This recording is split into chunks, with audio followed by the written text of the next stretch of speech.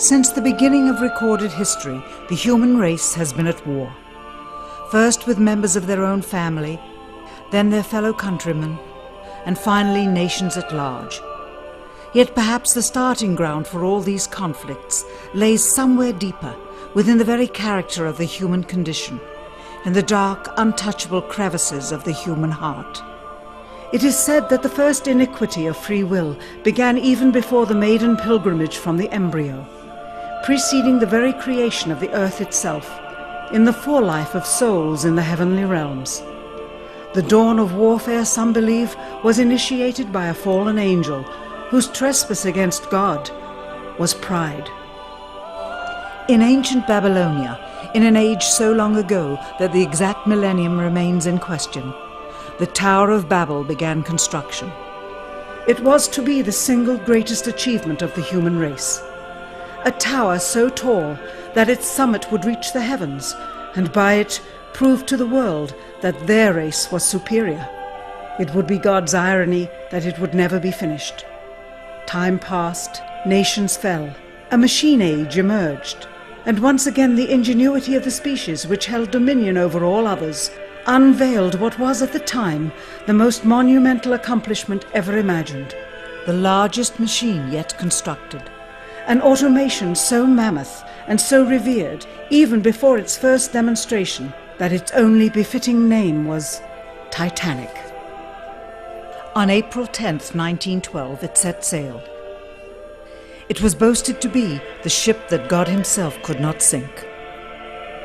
It would be God's irony that the very element that was meant to keep it afloat would cause it to sink. Water, frozen water, in the form of an iceberg. Not even one voyage did it complete. And then the next age embarked into the annals of human history, perhaps the last age, the space age.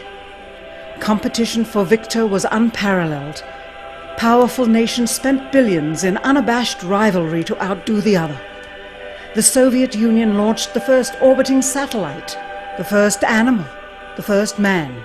They had logged 500% more hours in space than the United States. And in June of 1969, they launched an unmanned probe to the moon to retrieve the first soil sample from another world, just 1 month before Apollo 11.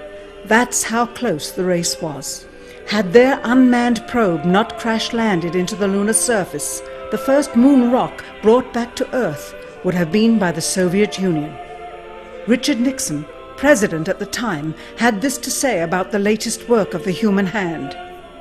It is the greatest week since creation, the greatest event since the laying of the foundation of the seas, since the origin of the universe itself, since the design and formation of the delicate human eye through which all these things are perceived, was a flying machine with its 2 passengers landing on its closest celestial neighbor and returning from where it came. Perhaps again God's irony lies somewhere within this great boast of humankind. The building of the tallest tower for the sole purpose of standing out among the races was never finished. The machine that was so great that it was said to be untouchable by even God never completed its first voyage. And finally, the crowning achievement of humankind, the greatest boast of the species, the event in human history most associated with pride in our own accomplishments, landing on the moon. 20 years later, and years behind schedule, the same space program couldn't put into Earth orbit a telescope with a lens that focused. And yet 2 decades earlier, a mission 100 times more complicated worked on its first occasion. With close scrutiny of the motives of the zealous Nixon administration, a critical examination of the entirely government-controlled press coverage, and newly discovered footage of the crew of Apollo 11 staging part of their mission, we wish to detail what may come to be the greatest government conspiracy of all time. A funny thing happened on the way to the moon.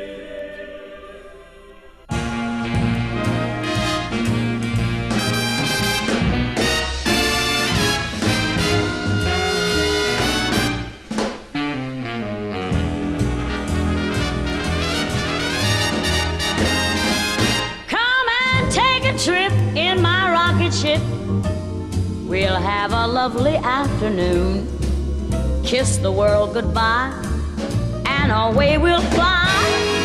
Destination moon. We'll travel fast as a light till we're out of sight. The earth will be like a toy balloon. Oh, what a thrill you'll get riding on my jet. A destination moon. Oh, we'll go up, up, up, up. Straight to the moon we two. High in the starry blue. I'll be out of this world with you. So away we'll steal in my space mobile, a supersonic, a honeymoon. Leave your cares below, pull the switch, let's go. A destination moon.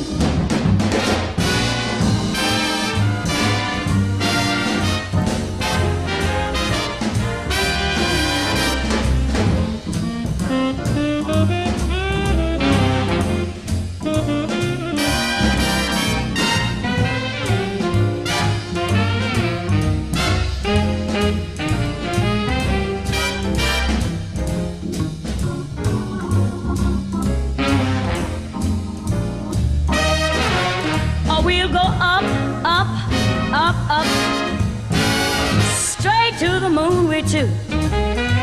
We'll be high in the starry blue. I'll be out of this world with you. So away we'll steal in my jet mobile, a supersonic, a honeymoon. Leave your cares below, pull that switch, let's go. Destination. We're flying high up in the sky.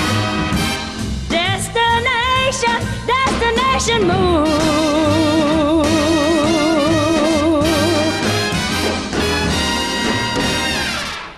Dr. von Braun, how would you say we stand in relation to the Russians, and do you think we can ever catch up? I'm convinced that in the space field, the Russians are ahead of us, particularly in large weightlifting capability.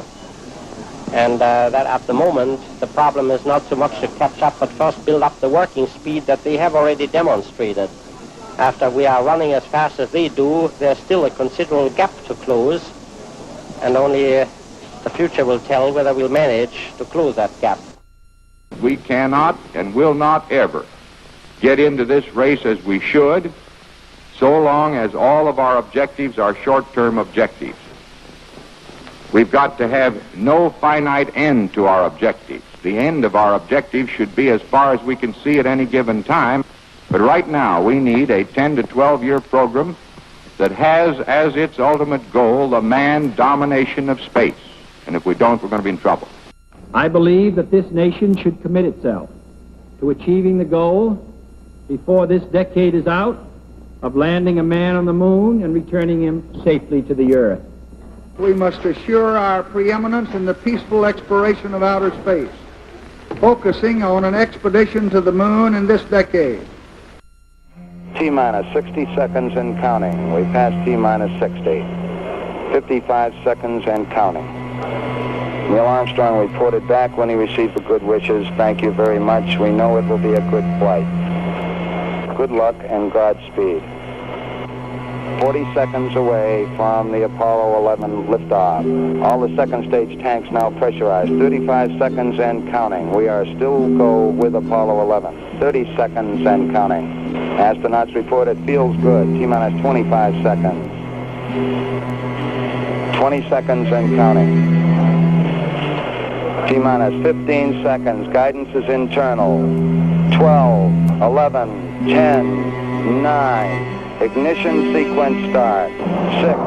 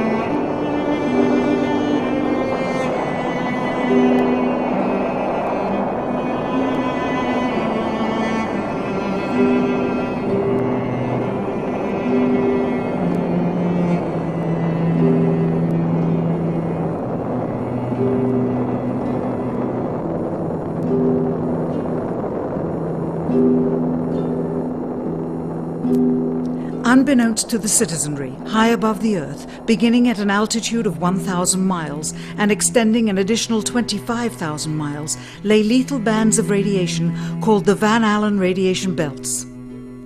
Every space mission in history with humans on board, from both the United States and Soviet Union, from the first in 1961 to the present, has been well below this deadly radiation field. Mercury, Gemini, Soyuz, Skylab, the Space Shuttle, all maintained altitudes well below 1,000 miles. All except Apollo. The more experienced Soviets spent 100 hours in space for every 20 hours of the US. In order to survive the hour-and-a-half journey through this radiation field necessary to reach the moon and return, solid lead shielding between the astronauts and the exposure outside would be required. The mammoth Saturn V rocket used by Apollo was already 35 stories tall and weighed as much as a battleship. To add additional tonnage in the form of a lead barrier completely surrounding the crew members would have made it impossible for the vehicle to get off the ground. That is why the Soviets, though more advanced, only sent an unmanned probe to the moon. The Apollo spacecraft's narrowest shielding was less than 1/8 of an inch of light aluminum. In 1998, the Space Shuttle flew to an altitude of 350 miles, one of its highest altitudes ever, hundreds of miles below the beginning of a field of radiation that was so severe that the astronauts inside of their shielded spacecraft and inside of their shielded spacesuits saw flashes of light with their eyes shut that they described as shooting stars, due to radiation penetrating first the shuttle's shielding, then their spacesuit shielding, then their skulls, and finally the retinas of their closed eyes. As a result, CNN issued the following report noting NASA's unpredicted surprise. The radiation belts surrounding Earth may be more dangerous for spacewalking astronauts than previously believed. Scientists say the phenomena known as the Van Allen belts can spawn killer electrons when the Earth's magnetic field changes.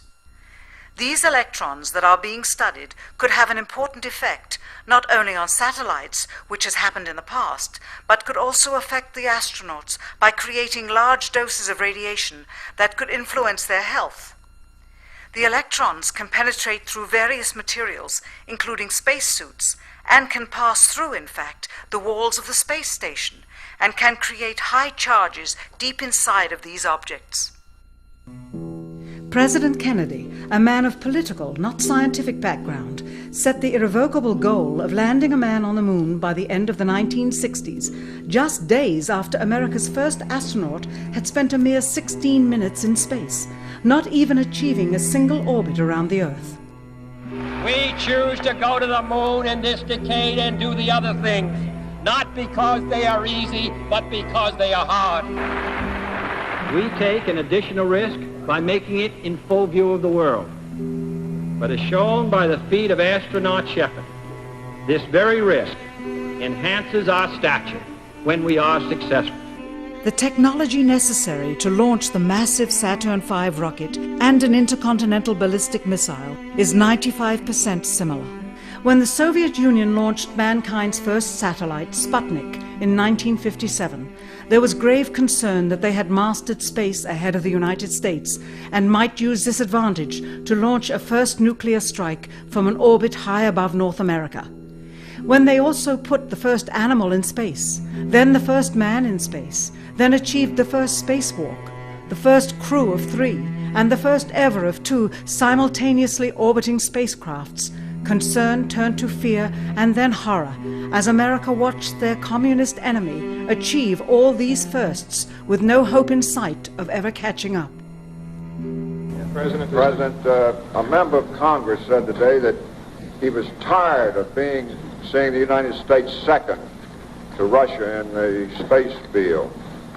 I suppose he speaks for a lot of others. What is the prospect that we will catch up with Russia and perhaps surpass Russia in this field? However tired anybody may be, and no one is more tired than I am, it is a fact that it's going to take some time, and I think we have to recognize it. They secured these large boosters, which have led to their being first in Sputnik and led to their first putting their man in space. We are, I hope, going to be able to carry out our efforts with due regard to the problem of the life of the man involved this year. But we are behind. If it was impossible to better the Soviets in the space race, which was really a race of technological armaments, what could be done? How could America offset the threat of superior weaponry? Throughout the history of rivalry and war, astute generals of lesser armies than their counterparts have used deceit and misinformation as a method to achieve victory. In World War II, for example, columns of inflatable tanks were placed at locations afar from Normandy to draw German forces away from the real location of invasion. The Star Wars missile defense program rigged tests to make it seem more advanced than it really was. That's the conclusion of the General Accounting Office. The aim was to fool the Soviet Union about US military readiness during the Cold War.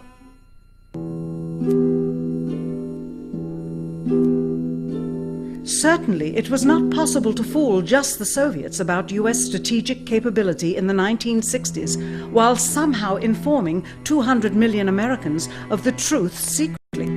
In order for them to believe the United States had the capability to go to the moon, everyone would have to believe it.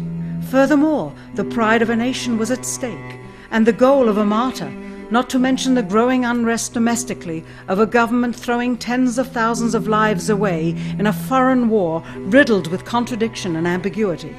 In addition, the Apollo program had already spent billions of dollars. If it failed to achieve its goal with such an investment, it would indeed be a large and bitter pill for the taxpayers to swallow. The cost of the program, whose sole goal was to be the first to plant a flag on the lifeless rock just outside the Earth, if adjusted for inflation to the 21st century, was $135 billion. With a profit margin of just 7%, this would be equal to over $9 billion profit going to the privileged contractors chosen by their friends at NASA. If the machinery was in fact only achieving Earth orbit, as other earlier missions had already done, then the completion and functionality of the other components would not have been as important, and even more profit would have been made. $135 billion could feed 2 million people for their entire lives. It could also buy 2 million two-bedroom houses. Yet how could such an undertaking be kept sacred, and for such a long time? To the latter, one needs only to remember that an unsolved riddle 6 years older, the assassination of President Kennedy, still daunts the minds of the vast majority of Americans. As a parent of a conspiracy, as his assassin being assassinated himself, the truth of the matter has still escaped history. In keeping a secret of the magnitude of the Apollo missions being fraudulently created, one turns to the Manhattan Project for comparison. Surreptitiously building the first nuclear bomb during the early to mid-1940s involved 129,500 people over a 3-year period. Yet the secret did not get out.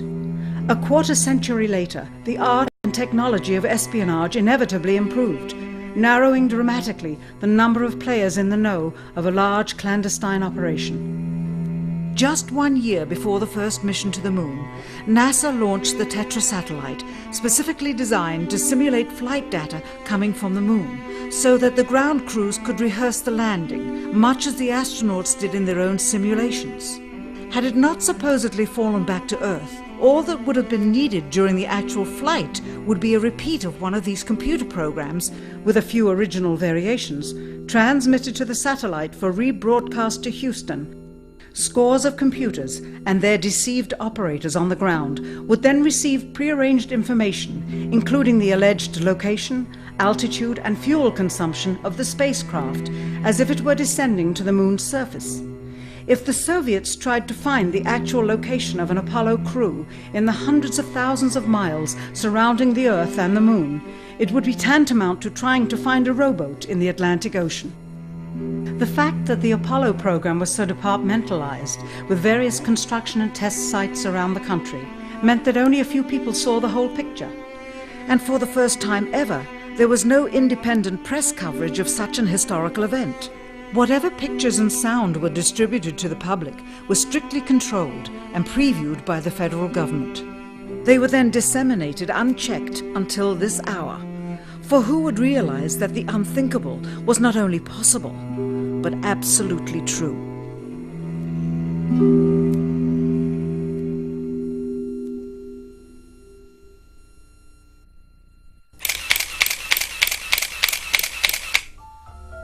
And what of the photographs?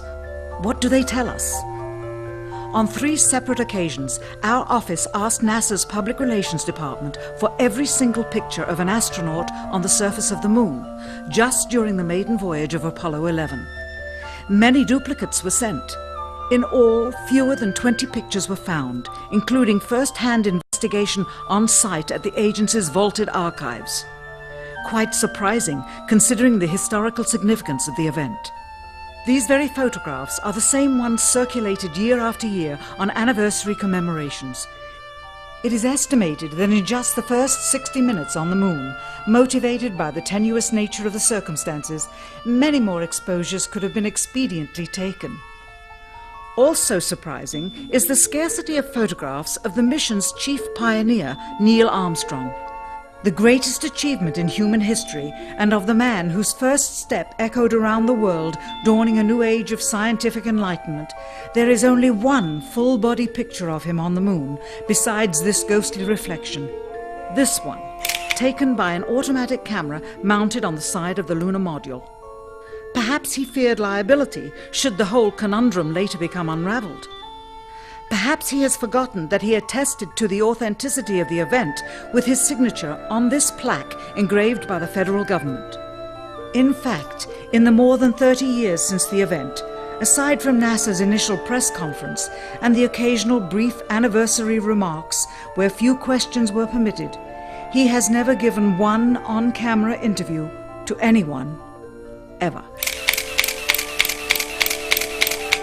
From an analytical standpoint, photographic anomalies have to be sought out with an understanding of lighting and shadows. The most straightforward is simple. When objects are lit solely by the sun, as all the scenes on the moon were said to be, after all, lighting equipment was not only impractical, it was unnecessary in bright sunlight, then all shadows, regardless of the landscape, will run parallel with one another and never intersect, as shown by this example. In these seldom-seen photographs, obtained from a rarely used auxiliary NASA archival site, it is clear that these scenes were lit with artificial light. These shadows, which are cast at different angles, are evidence that a second light source is being used. In addition, the sun would not cause an isolated hotspot like this, only an artificial light would. Again, intersecting shadows and another hotspot. And again. And again. It is simply impossible for this picture to have been taken with sunlight on the moon. Here, the shadows are shown to be as black as pitch. And yet here, completely in a shadow, the astronaut is lit up like a Christmas tree. How can this be? Or this, on the shadow side of the lunar module. In this magnification of an Apollo photograph, a rock, very likely a papier-mâché prop because of the crease here, is categorized with the letter C. In later releases of the same picture, the letter is gone, probably airbrushed out. Here a crosshair, which was burned directly into the image from the film plate, and thus should always appear on top of the objects in the photograph, appears behind the object in this scene, clearly revealing a composite of two pictures into one. Someone apparently forgot to create a burn crater underneath the lunar module's 10,000-pound thrust engine, despite the fact that during ground tests there was a real concern for the vehicle falling into the hole the engine created as it descended. Here is a Norman Rockwell depiction drawn just 2 years earlier based on the latest specifications and scientific data. In these enlargements, it looks as though the lunar module was simply placed there. Not even one speck of moon dust on the landing pod. As a result, all subsequent flights had to have the same discrepancy, which was explained away by the effect of no atmosphere. And what about stars? On the moon, with no atmosphere, they must have been quite a sight to behold. Yet there is seldom any mention of them, if ever, by any of the astronauts on any of the missions. Undoubtedly, creating a mural with all the constellations properly placed in the sky would have been virtually impossible to create accurately, much less realistically. A competent amateur astronomer would have been able to call attention to the slightest error in measurement. The answer? Not to talk about the stars. Ever. In their post-flight press conference, it was the only question to which Neil Armstrong responded with an absence of memory. When you looked up at the sky, could you actually see the stars and the solar corona in spite of the glare? We were never able to see stars from the lunar surface or on the daylight side of the moon by eye without looking through the optics. I don't recall during the period of time that we were photographing the solar corona what stars we could see. I don't remember seeing any. Years later, though, Michael Collins would remember seeing the elusive stars and wrote about them in Expeditions to the Moon. It seems his memory improved the older he got. Why don't stars appear in any of the photographs? Simply because the proper, mostly closed exposure setting for the camera's iris, set that way to compensate for the bright sunlight on the moon's surface, completely diminished the faintness of relatively distant specks of diminutive light. This answer is true. It does not, however, explain why they never took any pictures of the stars by themselves, with an exposure setting perfect for them. While they took 3 automobiles to the moon, they never took a photographic telescope.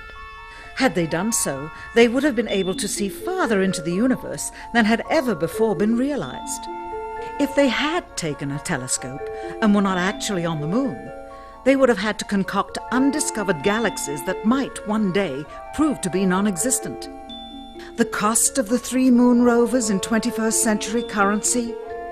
Nearly $60 million each, though they had fewer parts than a Jeep. Where was all this money going? Then there's the flag, blowing in the wind, at least twice, on the atmosphereless moon. We can only guess that most of the missions were staged inside for fear of possible aerial or satellite reconnaissance from an unfriendly nation. The backpacks, designed for 1/6 gravity, must have had the cooling systems removed to allow for movement without falling over. With very near and hot studio lighting, that left one hot astronaut inside. Assuming that it was the astronauts inside, after all, their faces were always covered. The necessary mammoth amounts of air conditioning were probably responsible for the air current. Here the editor cuts to a still shot of the flag, just as the effect becomes noticeable. Here it is unchecked. This rare clip, attained decades ago, was never re-released with the inevitable increase in experience and scrutiny. To demonstrate 1/6 gravity, a bouncy, floaty feel to the astronauts' movements would be similarly achieved with relative simplicity. Slow motion. You are viewing the scenes as they aired more than 30 years ago. Now let's look at them with the speed doubled. It becomes discernible that they are, in fact, in Earth's gravity, and are no more leaving the ground than they would on Earth. It is clear from these rarely seen color television pictures that the crew of Apollo 11 brought a high-resolution color video camera with them on their mission, yet the only pictures broadcast live from the moon's surface were these from a low-definition black and white camera. In fact, the networks complained because in addition to this, they were forced to shoot the images, second generation, off of a projection TV of the technology of 30 years ago, and were not even allowed to take a direct feed, which further degraded the quality and clarity of the images. Perhaps this was precisely what NASA and the federal government had in mind. After all, it was a first, regardless of where they were. Better to open up their debut mission with fuzzy pictures and numerous blackouts, rather than show too much revealing detail of a false scene that was yet unproven. And finally, the element that seals their fate. Of all the footage of Apollo 11 requested from NASA over a 5-year period, one gem was discovered just before the completion of this documentary. An old reel received by mistake. It contains the raw or unedited footage of the crew of Apollo 11, Michael Collins, Edwin Aldrin Jr. and Neil Armstrong, staging part of their mission for nearly an hour in living color, with exceptionally clear behind-the-scenes audio of conversations discussing the techniques used to achieve a disingenuous picture depicting the Earth at a distance, in order to falsely demonstrate their far journey from it and their ability to survive passing through the Van Allen radiation belts. It cannot be misconstrued that this staging was done for some other reason prior to the mission, for the reel itself is slated and dated July 18th, 19th and 20th, 1969, the very days of the mission when they were said to be approaching and achieving lunar orbit. Furthermore, it is apparent they are in genuine zero gravity aboard the actual spacecraft, necessary to convince the mass media of their authenticity, just not any further than Earth orbit, as you will see. In this never-before-seen or heard footage, not only is the radio conversation between the astronauts and Houston Control audible, there is a secondary, private conversation taking place between the crew and a third confidential party, prompting the astronauts with what to say, when to speak, and how to effectively manipulate the camera to achieve the desired misleading effect. NASA claims that the Houston transmissions were the only ones taking place with the astronauts. Listen now as Houston Control initiates a conversation with the crew, only to find them too preoccupied with the behind-the-scenes trickery to respond. Moments pass and the oversight is picked up on by the clandestine third party, who quickly prompts them with talk. Immediately, Neil Armstrong speaks. Hello, Apollo 11. Houston, Goldstone says that the TV looks great. Over.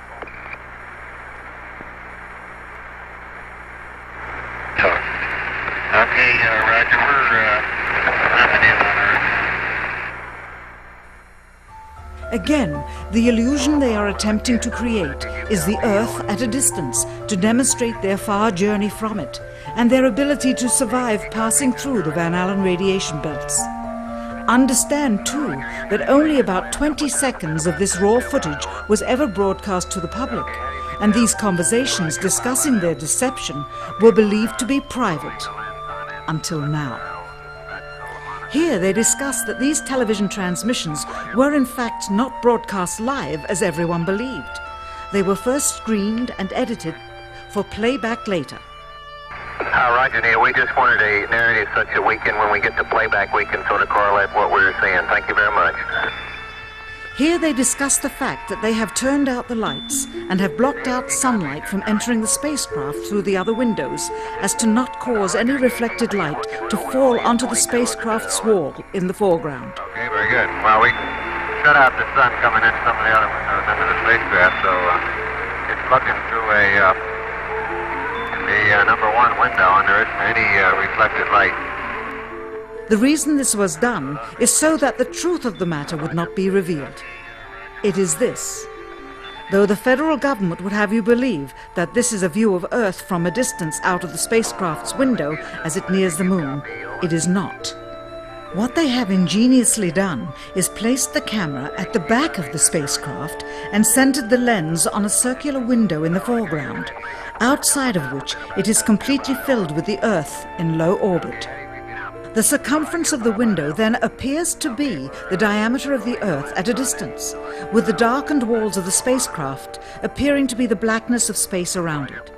That is why they wanted the interior dark and blocked out the sun from entering through the other windows. Here you can see the extruded window, probably 2 inches thick at the bottom. This is because the Earth's shine is coming in at a downward angle. It also causes the Earth to appear to be an irregularly shaped circle, for you are seeing the outside of the window at the bottom and the inside of the window at the top, which together form 2 different sized halves of a circle. Subsequently, this take was never used. As they perfected the shot, a crescent-shaped piece of black material was inset slightly into the window to create the illusion of the Earth's terminator line dividing night and day. It is uncannily convincing. During this segment, intended to be edited and played back later for the worldwide television audience, dated July 18, 1969, Neil Armstrong condemns himself as he states that he is 130,000 miles out, or halfway to the moon, as the NASA flight log also states on this date, when he is in reality in low Earth orbit of a few hundred miles. Roger, Houston, Apollo 11. Calling in from about 130,000 miles out. Here, during another segment, also intended to air after review, Neil Armstrong falsely explains to the viewers how the shot is attained by putting the camera's lens to the window's glass, as it would have to be if they were the claimed distance away from the Earth. We only have one window that has a view of the Earth, and it's filled up with a TV camera. If the window was completely filled up with a TV camera, as he stated, then an astronaut's arm would not be able to get between the camera and the window, as it obviously does here in this outtake. South America becomes invisible just off beyond the Terminator or inside the shadow. You can also notice how the astronaut operating the camera reacted to the mistake by attempting to pan away from it. Blue gas, see white bands of major cloud formations across the Earth. This is a segment that they believed wasn't even being recorded, much less suitable for broadcast, for the lens was being zoomed out and the scene was being changed to that of an interior of the astronauts at work, and apparently the stop button popped back up on the recorder without notice. Here is the diffused work light that they used to see camera controls, but not throw light onto the spacecraft's wall. Here they remove part of the crescent insert.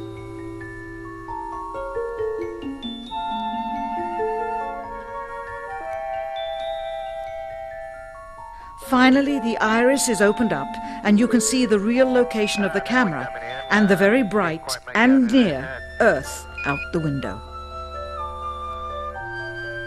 Here is the slate for the 19th of July, and the same shot of trickery on the 19th of July, and then the 20th, and the same misleading shot on the 20th.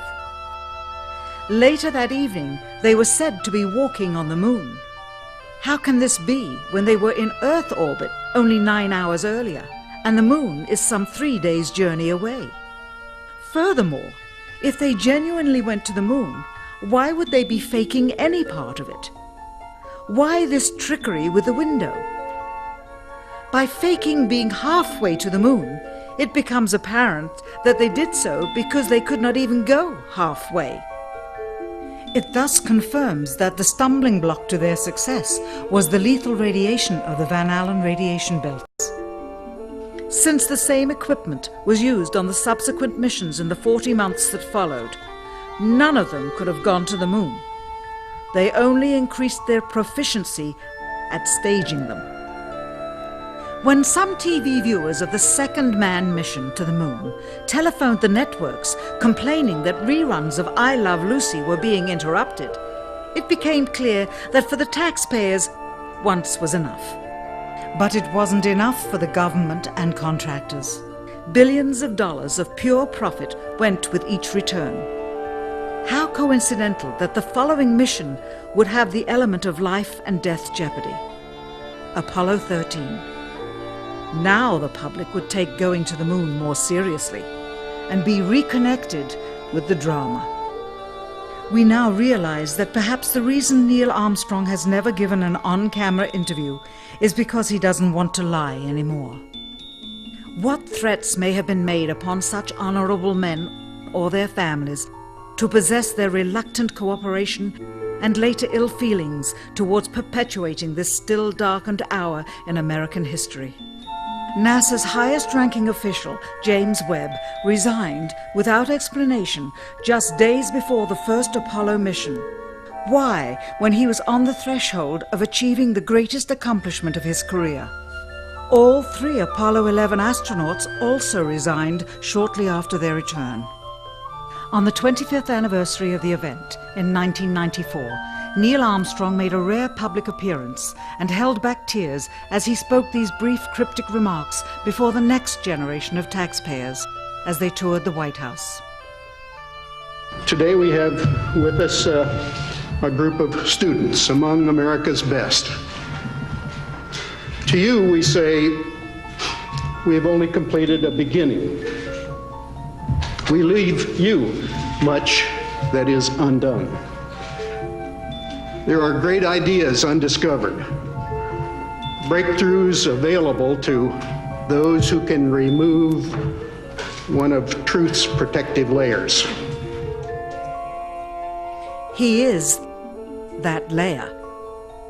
Perhaps someday soon, with the uncovering of this footage and its meaning, the true patriots of America will rise up or come forward and free the citizens and themselves from the sin that so easily entangles and from a federal government that needs to have the gangrene cut off. Even if the government's destruction would come from the truth, then it is not worthy to stand, and its betterment would inevitably follow. All of us are mortal. All of us will die. Perhaps the seeking of a clear conscience before that hour will motivate the truth into the light. Perhaps as citizens we should offer amnesty for this and other crimes of history, for facts from those involved, before the truth perishes with them. Why must we wait until the year 2017 to open the Kennedy assassination files? Perhaps they will not even be opened then, for the law that reluctantly stipulates their release says so with this clause, quote, with the exception of documents certified for continued postponement by the President. Whoever believes the citizens to be too immature for the truth are too immature for power. The truth will always set us free.